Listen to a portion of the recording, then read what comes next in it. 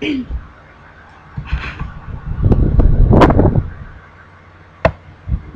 yung listahan ng Citizen Watch. Ito yung list ng websites na lalagyan ng post. So, una muna, buksan mo yung unang website.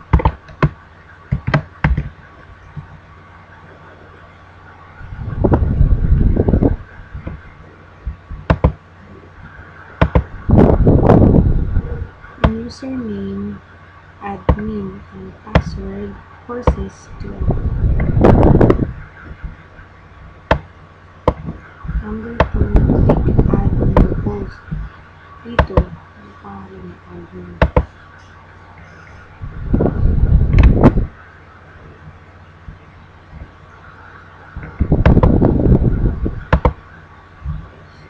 Ngayon, pupunta ka sa Amazon.co.uk and punta ka sa search bar.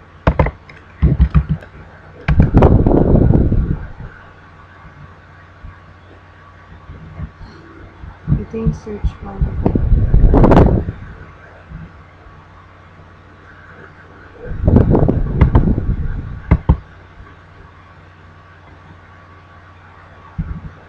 So, copy and paste Citizen Watch from the list of Citizen Watches above. So, ito na yung gagawin natin. Ito yung copy paste. Dito.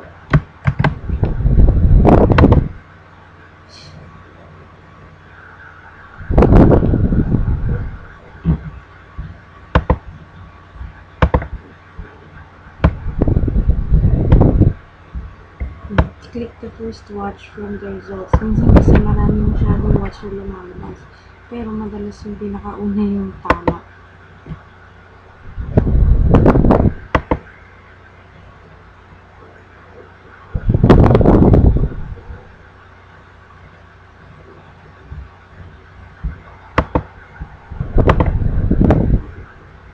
Copy and paste the title of the watch into the website. So, ito yung title ng watch. Copy and paste mo siya sa ito yung website, diba? Ito yung title. Ayan. Pero since masyado siyang mahaba at magagawa kwenta yung iba, medyo pupuguhin mo. Para ito, tatanggalin mo na yung with the black dial and stainless steel bracelet. Pwede mo na yung ilagay na mismo dun sa description lang. So, ito na yung title.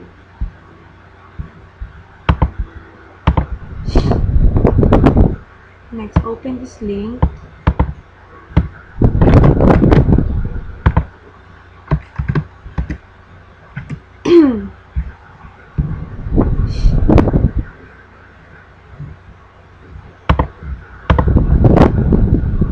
On the search bar, copy and paste yung Citizen Watch code mo uli. Hindi na kung hinahanapan niya. Ito naman yung search bar niya.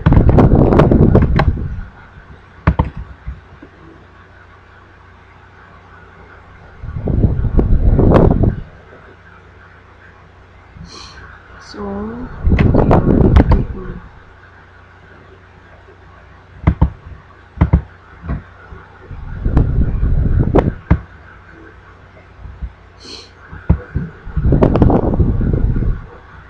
Ayan. Check the online price of the watch. Ang online price ng watch is $379 whatever.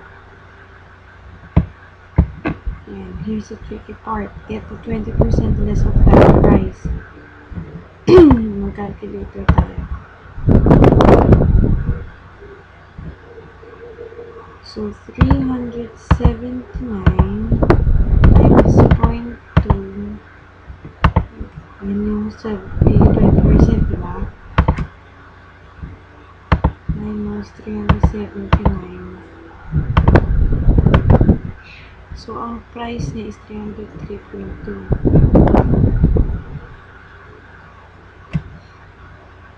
Write the price on your post on your website. 303.2.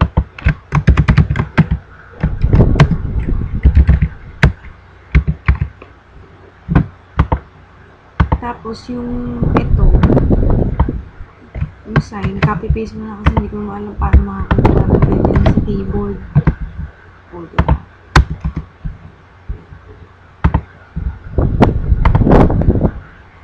Ngayon, from the Amazon.co.uk watch page, look for the specifications and description of the watch and create a 100-word description for the said watch. Kailangan yung description, may nakasulat parati na yung pangalan ng watch. Parang ito, Citizen Watch, yung Citizen Watch code niya. Lagi mong babanggitin yung code doon sa description at least 3 times. Kasi ganun daw para makita sa Google. So, example ko. Ayan. Ganito. Yes, Citizen EWE yung code is a ladies watch offered by Citizen. Citizen blah blah blah is backed with stunning diamond which adds it to its classy style. Galing yan dito sa Amazon. Ito yung product specifications. So, malalaman mo dyan yung item shape, yung crystal material, display type. Pwede mong banggitin yan sa description. Hindi naman daw kailangan ganun kaganda yung description. Basta kailangan mabanggit mo yung model number ng paulit-ulit, yun yung code. Ayan. Baka naman itong description to. Basta itong product description, dyan ako kumaka-copy-paste. Tapos, nire-rewrite ko na lang. Ayan o. Summary of features. Sabihin mo, this Citizen watch has features of Eco Drive technology which is fueled by light, blah blah blah. So, ganito yung example. Bari tapos, so, pagkatapos mo malaman na kung umabot siya 100 words, itong 97 lang. Ngayon, ika-copy-paste mo na siya dito sa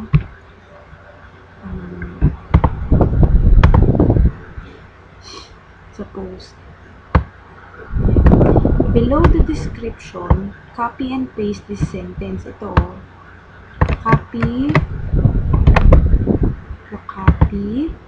Tapos ito-paste mo siya dito. So, yun na siya. Yan. Tapos, below that sentence, copy this code.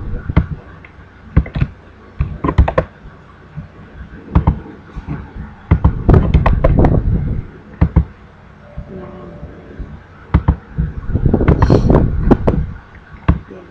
Tapos, on YouTube, look for a video that is related to your Citizen watch. Search using the Citizen code. Di ba meron kang code? Asan mo code? Iba ito yung ginamit natin.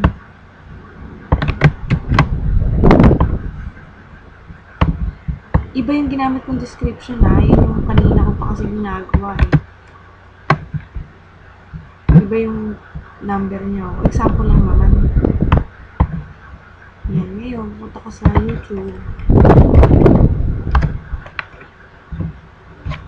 Tapos, isi-search mo yung Citizen watch. Kahit anong video lang naman yung pwede. Basta, kita yung itsura ng watch. Eh, madalas naman may lumalabas. Kung wala man lumabas, basta tungkol sa Citizen, sabi.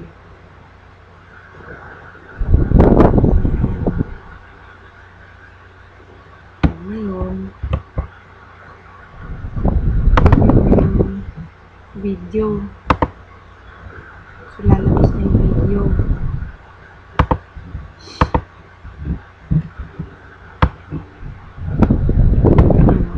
On the video, click share. Ito yung share. Share. Then, embed. Then, copy-paste the highlighted code. Ito yung share. Embed. Tapos, din naman, may naka-highlight na. So, gagawin mo. Copy. Tapos, i-paste mo siya sa pinakatuktok. Sa taas ng price.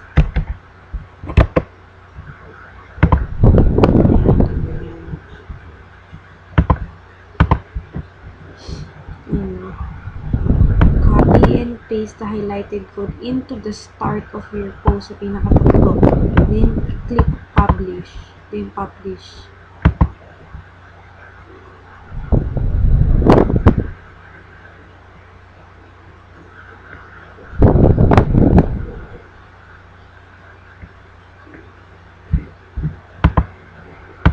Tapos, done. Ito, example lang yan na. Ito rin yun.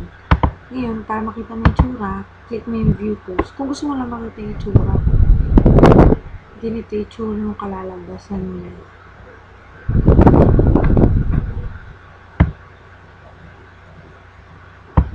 Yun yung title mo. Ito yung video. Ito yung price. Ito yung description. Ayun yung sentence. Tapos, ito yung kinapi-paste mo na code. Pero parang meron kinapi-paste na code kanina sa script. Yung parang script. Ayun yung lalabas. So, pag lumabas yun ng ganyan, sabihin, tama yung ginawa mo.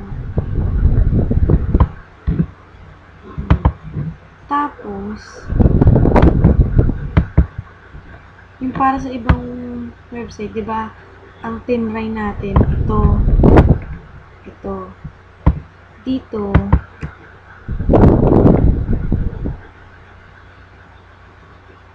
para lang malaman mo kung saan.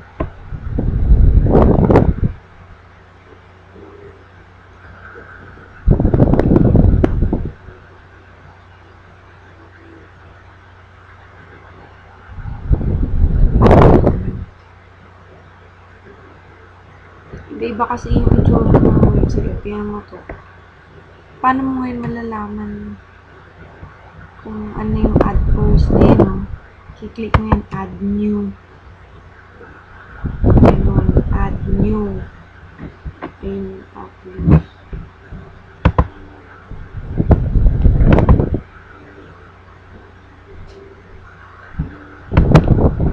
Para dito.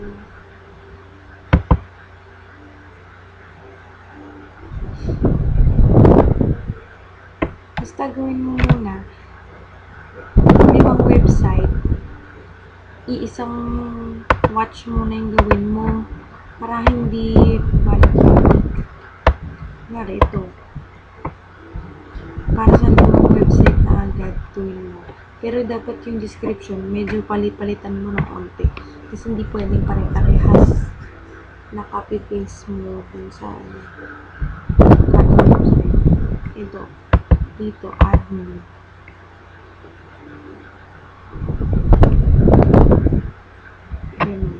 Publish. So, ganun lang siya. I-try mo na lang yun. So, kung may tanong ka, tanongin mo ako. Okay?